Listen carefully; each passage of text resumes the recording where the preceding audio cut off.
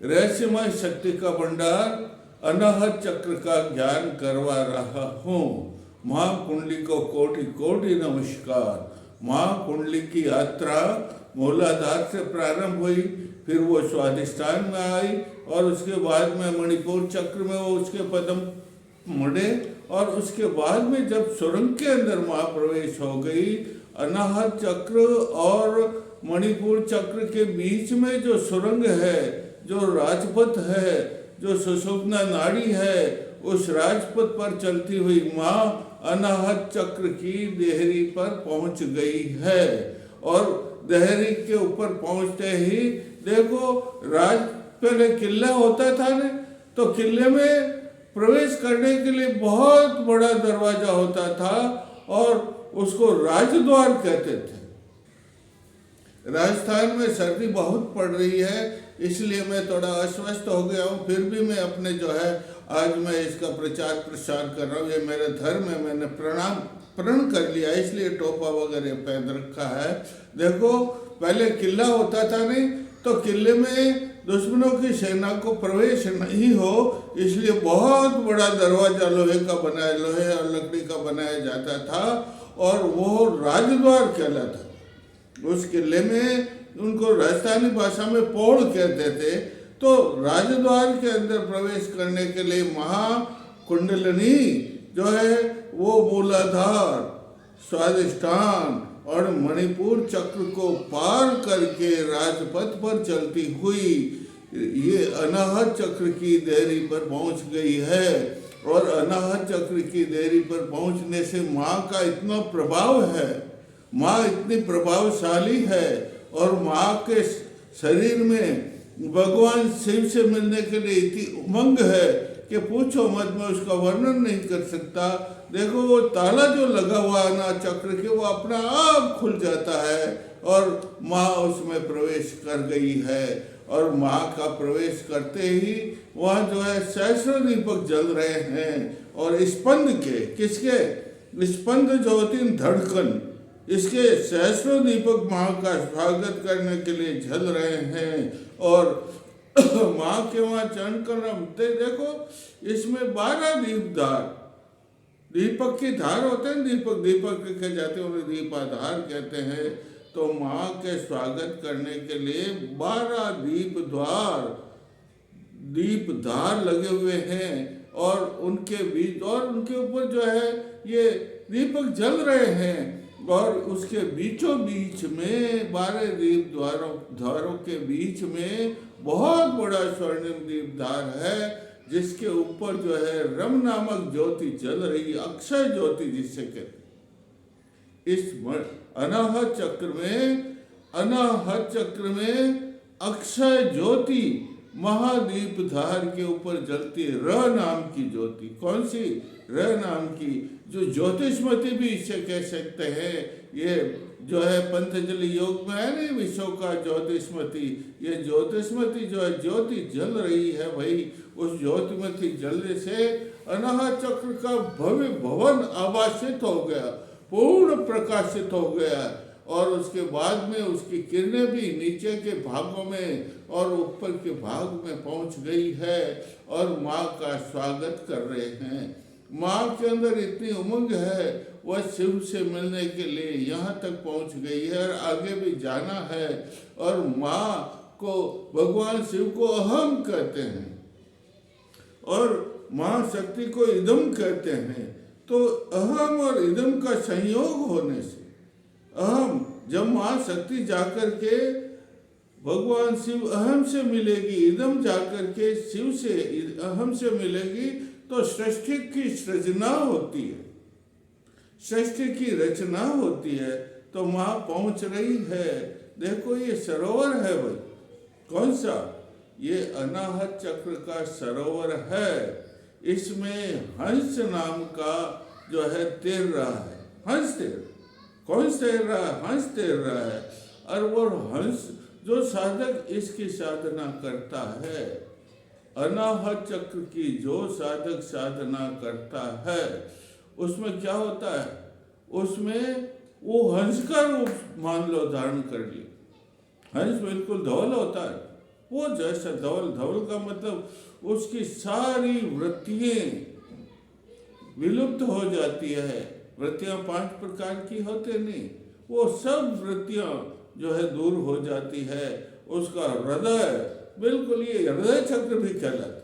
कौन सा चक्र कहलाता? ये जो अनाहत चक्र है, इसको हृदय चक्र भी कहते हैं। इसकी सारी वृत्तियां दूर हो जाती है और बिल्कुल धवल हंस के समान हो जाता है। और फिर उसका धवल तो होता ही है, लेकिन उसके अंदर जो है विवेक ज्ञान, ऐसा विवेक ज्ञान आ जाता है। ज्ञान का तो भंडार है।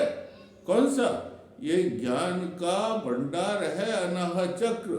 तो इस भंडार में से उस हंस को, साधक को, जो ऐसा विवेक ज्ञान प्राप्त हो जाता है कि वो सिर नीर अलग कर सकता है। जैसे हंस के सामने कटोरे में लेकर के पानी मिला हुआ दूध पिलाया जाए उठे, तो वो दूध को पी लेता है और पानी को छोड़ देता है। इसलिए अनाहत चक्र में जो साधना साधक करता है, उसमें ऐसा ज्ञान हो जाता है कि उसे अनुचित और उचित का ज्ञान पूर्ण हो जाता है और वह जो है पूर्ण ज्ञानवान, विद्वान, मनीषी, मेधावी बन जाता है।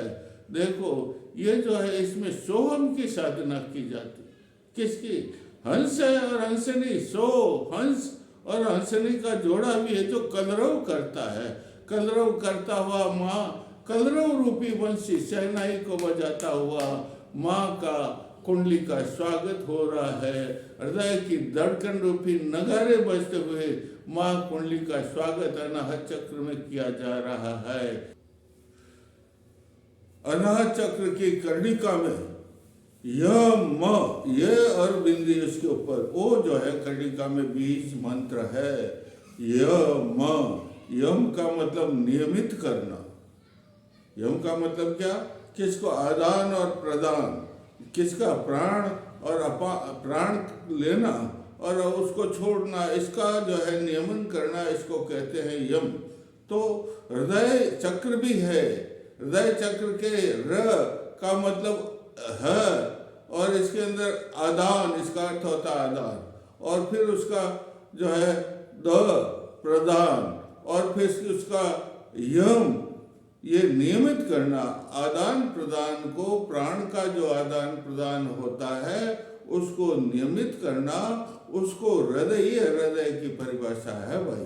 तो हम इसमें इदम और शिव जब दोनों की मिलन होता है, संयोग होता है, तो सृष्टि की रचना होती है। तो हम जो है हंस हंसने का जोड़ा जब कलरव करता है, कलरव माँ में इतनी उमंग है भगवान शिव से मिलने के लिए कि वह हंस और हंसने का जोड़ा जब कलरव करता है, कलरव रूपी बंसरी बजती है या शहनाई बज रही है, हृदय की धड़कन रूपी नगारे बज रहे हैं महाकुंडली के स्वागत में। और महामोद किसका? विश्व का मतलब शोक नहीं, मोद ही मोद, प्रसन्नता ही प्रसन्नता की ज्योति का जो है झरना बह रहा है इसमें। उसमें हे साधकों, तुम इस झरने में स्नान करो तो तुम्हारा भी अनाहत चक्र का झरना, मोद प्रमोद का, ज्योतिष्मती शक्ति का जो झरना बह रहा है, उसमें स्नान करने से तुम भी विशुद्ध हंस की तरह धवल हो सकते हो। जैसे हंस धवल है ना, वो सिर नीर का विवेक करता है ना, उसी प्रकार तुम्हें भी ज्ञान, ये ज्ञान पुंज है। अनाहत चक्र ज्ञान का भंडार है। देखो, इसमें संबित नाम का कमल, ये सरोवर है। कौन सरोवर है? अनाहत चक्र सरोवर है जिसमें संबित नाम का कमल, जो सौगंधिक कमल जो केवल मानसरोवर में खिलता, वैसा ही हमारा मानसरोवर ही है। हृदय रूपी मानसरोवर के अंदर सौगंधिक, जिसे संबित ज्ञान, कौन सा? संबित ज्ञान, सर्वोत्तम ज्ञान। कैसा ज्ञान? सर्वोत्तम ज्ञान का जो है कमल इसमें खिला हुआ होता है, और उसकी सुगंध और उस कमल की प्रकाश, वो सब हमारे नीचे के चक्रों में, ऊपर के चक्रों में, यहाँ तक कि फिर निकल करके विश्व में प्रकाशित होती है। सुगंध जो है सुगंधित होता है, और मंद मंद मलय की बयार बह करके माँ का स्वागत, किसकी? माँ कुंडली का, माँ पहुंच गई नहीं इस अनाहत चक्र में, माँ का स्वागत हो रहा है, गुलाल उड़ रही है, आनंद की गुलाल। कौन सी गुलाल? आनंद की गुलाल उड़ रही है। और माँ का पूर्ण स्वागत, अभिनंदन, वंदन और स्तुति वंदन जो है किसमें हो रहा है भाई? अनाहत चक्र में हो रहा है। अनाहत चक्र के अंदर हर समय में आप ध्यान करो कमल का, कमल के फूल का ध्यान करो। ऐसे पद्मासन में विराज जाओ, आंखें बंद कर दीजिए और एक कमल का फूल आपके दृष्टि में हो, और उस कमल के फूल के अंदर एक और कमल का फूल हो, और उस कमल के फूल की कर्णिका में एक ज्योति जलती है। जो गेहूं होता है ना, गेहूं के बराबर एक जौ अनाज होता है, उस जौ अनाज के बराबर समान एक ज्योति प्रतिपल जलती रहती है, वो माँ है। कहते हैं कि हंस हंसनिका, हंसेश्वरी और हंस जो है वहाँ है इसमें, और उस हंस और हंसेश्वरी के अंदर ध्यान करने से जोड़ा ही बताया ना भाई इसमें, जो के बराबर उसके अंदर कहते हैं परम ब्रह्म का निवास है। ये जो हृदय है इसके अंदर शास्त्रों में लिखा है परम ब्रह्म का निवास है, और उसकी ज्योति जो साधना करते हैं उनको जो की ज्योति के समान दिखाई देता है। और देखो इसके अंदर हमें साधना करनी चाहिए, पूर्ण आनंद। अरे ज्ञानवान बन जाता है, अरे वो कवि बन जाता है, वाक्पटु बन जाता है, और सब प्रतिस्पर्धाओं के अंदर श्रेष्ठ बन जाता है। इतना गुण इस जो है ये अनाहत चक्र के अंदर करने से प्राप्त हो जाता है। भाई मैं क्या कहूँ, ये जो अखंड ज्योति जल रही है, उस अखंड ज्योति में परम परमात्मा का जो है निवास है हृदय के अंदर। देखो इसमें हमें सालोक सायुज्य मुक्ति प्राप्त होती है। अरे मैंने कहा नहीं, कुंडली के दो उद्देश्य, एक तो भौतिक साधना करने से सिद्धियां प्राप्त हो जाती, लौकिक सिद्धियां, अलौकिक नहीं, लौकिक सिद्धियां। सिद्धियां भी दो प्रकार की होती है, एक लौकिक और एक अलौकिक। तो वो सिद्धियां प्राप्त, लौकिक सिद्धि प्राप्त हो जाती है।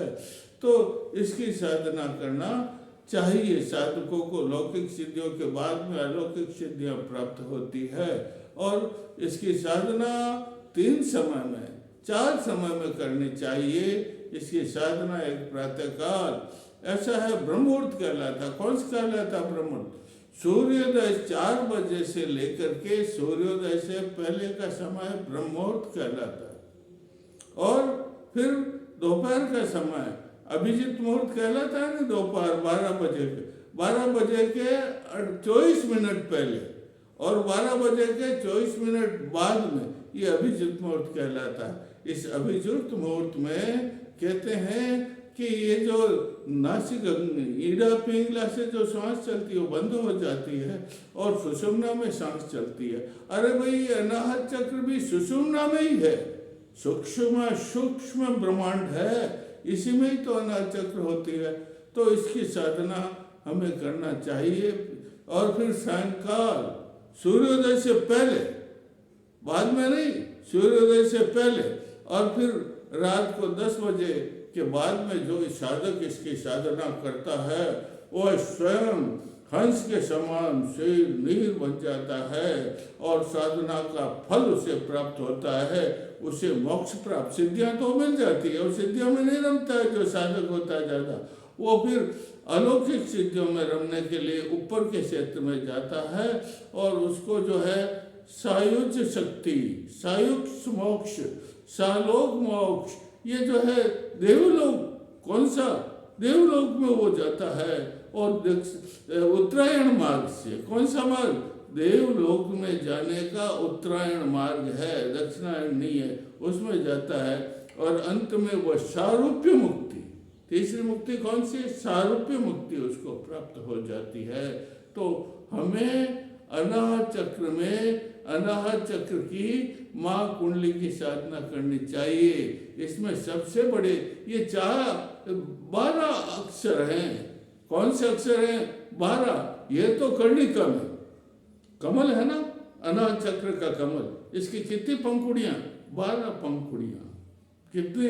12 पंखुड़ियों के बीचों बीच में यम, कर्णिका, उसमें यम नाम का मंत्र है, और उसके चारों ओर उसके चारों ओर 12 पंखुड़ियां हैं। 12 पंखुड़ियों पर कम खम गम गम रम चम छम जम जम यम और टम ठम, ये 12 जो है मंत्र हैं, ये अक्षर नहीं है। ये क्या कहलाते हैं? मंत्र हैं। इन मंत्रों का जाप करने से अनाहत चक्र सिद्ध हो जाता है। और मैंने कहा सबसे बड़ा मंत्र तो ये के ऊपर ये यम कहते हैं इसको। यम का मतलब हम जो ये प्राण भी तो है। अरे इस हृदय चक्र में, अनाहत चक्र में प्राण है। और ये इस वायुमंडल में प्राण का अथाह समंदर लहर रहा है। ये जो वायुमंडल है ना ब्रह्मांड की और हमारे इस ब्रह्म, उसमें प्राण का अथाह समंदर लहर रहा है भाई। उसका कुछ अंश हमारे शरीर में और कुछ अंश हमारे इस मन में है। उससे हम जो है हमारी मानसिक और शारीरिक शक्ति मिलती और हम बलवान, शक्तिवान, मानसिक विद्वान बनते। और इसमें सबसे बड़ी बात जो साधक साधना कर लेता है वो ऋषि बन जाता है, मुनि बन जाता है, दृष्टि ऋषि बन जाता है, महर्षि बन जाता है। इतनी इसकी साधना का फल है, इसलिए हमें इसकी साधना करनी चाहिए। और जो साधक है उसमें इतनी शक्ति आ जाती है कि वो जो संप्रेषण विद्युत तरंगे होती है ऊपर से, अंतरिक्ष से, ईथर में जो विद्युत तरंगे निकलती है वो हमारा यहाँ पकड़ लेता है। हमारा अनाहत चक्र में जो है यंत्र है, वो अनाहत चक्र के मंत्रों का जब उच्चारण करते तो ये तरंगे उधर भी जाती है, वापस आती मिल करके ब्रह्मांड में परम ब्रह्म से मिल करके आती है और यहाँ इसमें आकर के फिर सारे शरीर में रम जाती है। और सारे शरीर में रम करके वो इतना प्रतिभावान हो जाता है, इतना प्रकाशवान साधक हो जाता है कि उसकी किरणें, वो प्रभामंडल कहते हैं, वो प्रभामंडल सारे शरीर में, शरीर से भी बाहर निकलता है। और इतना ये 8 अंगुल का प्रभामंडल यहाँ से लेकर के यहाँ तक पूरे शरीर के चारों ओर फैल जाता है। ये प्राण शक्ति मिलती है, यही तो प्राण है। प्राण जब इस शरीर में है तो आदमी जीवित है, और प्राण निकल गया तो जीवित नहीं है। तो हमें इसमें देखो हृदय है, इसे हृदय चक्र भी कहते हैं, ये प्राण का स्थान भी है। और इसमें जो है काकनी शक्ति, कौन सी शक्ति? काकनी शक्ति नाम की शक्ति है। और इसमें प्राण नाम के देवता हैं, इनकी साधना हमें करनी चाहिए। इनकी साधना करने से आपको सब कुछ प्राप्त हो जाता, ज्ञान तो प्राप्त होता ही, और सिद्धियां भी लौकिक, और फिर बाद में अलौकिक सिद्धियों का रास्ता। कौन सी सिद्धियां? अलौकिक सिद्धियों का रास्ता ऊपर, जैसे ये यहाँ विश्व चक्र और ये आज्ञा चक्र और ब्रह्मरंध्र में जाने का रास्ता, हम ये अनाहत चक्र को सिद्ध कर लेते हैं तो वो रास्ता हमें प्राप्त हो जाता है। और कुंडली जागरण का मुख्य उद्देश्य ही तो मोक्ष प्राप्त करना है। यहाँ कहाँ जाकर यहाँ शिव से मिलना, महाशक्ति यहाँ तो आ गई है ना चक्र में, आगे और भी तो जाना है। माँ को कहाँ जाएगी माँ? विश्व चक्र में जाएगी, आगे चक्र में जाएगी। और ये यहाँ पर ब्रह्मरंध्र है, कौन सा? सहस्रार जिसे कहते हैं, उसमें जाकर के भगवान शिव का वास है। वो शिव से जाकर के वो साक्षात्कार करेगी और शिव से जो है लय हो जाएगी। शिव में कहते हैं कि वापस, ये भी एक आधार है, शास्त्रों में लिखा हुआ ब्रह्मरंध्र में भी आधार है और मूलाधार में भी आधार है। तो भगवान शिव से मिल, शास्त्रों में कहीं में लिखा हुआ है कि मूलाधार से मिलकर, सहस्रार में मिलकर भगवान शिव से माँ धीरे धीरे धीरे धीरे धीरे धीरे धीरे धीरे वापस जो है इसमें किसमें अनाहत चक्र में होती हुई नीचे आ जाती है। और माँ को ऊपर चढ़ाने का मंत्र बोलता हूँ मैं, हुम। कौन सा? हुम हुम हुम हुम हुम हुम। ये मंत्र बोलने से माँ ऊपर चढ़ती। कहाँ चढ़ती है? ऊपर का रास्ता, अनाहत चक्र से ऊपर का यम तो है ना, यम यम यम यम यम यम यम यम। इससे अनाहत चक्र से माँ ऊपर चढ़ती है और भगवान शिव से उसका मिलन होता है। इसलिए हमें अनाहत चक्र में साधकों, मैं आपसे कहता हूँ, अनुरोध नहीं करता हूँ, मैं आपसे कहता हूँ कि आप जो है इस साधना को करो। अनाहत चक्र की साधना को सिद्ध, अनाहत चक्र को सिद्ध करने की साधना आप करो, लेकिन धीरे धीरे रे मना, धीरे सब कुछ हो। माली सिंचे सो गुड़ा ऋतु आए फल हो। आप देखते हो कि एकदम हम जो है अनाहत चक्र को सिद्ध कर, एकदम हम ऋषि मुनि बन जाए तो वो नहीं हो सकता भैया। ये ऋतंबरा सत्य प्रज्ञा ये तो धीरे धीरे प्राप्त, सब जो हम स्टेज होते हैं, इन स्टेजों को प्राप्त करने के बाद में ये ज्योतिषमति प्राप्त होती है और ये अनाहत चक्र सिद्ध होता है। मैं आपको आशीर्वाद देता हूँ। मेरा स्वास्थ्य ठीक नहीं है, फिर भी मैं जो है मैंने प्रण कर लिया है कि चाहे कुछ भी हो, मैं जो है ये गुप्त विद्या है कुंडली माता की, इसकी साधना लोगों को बताऊंगा।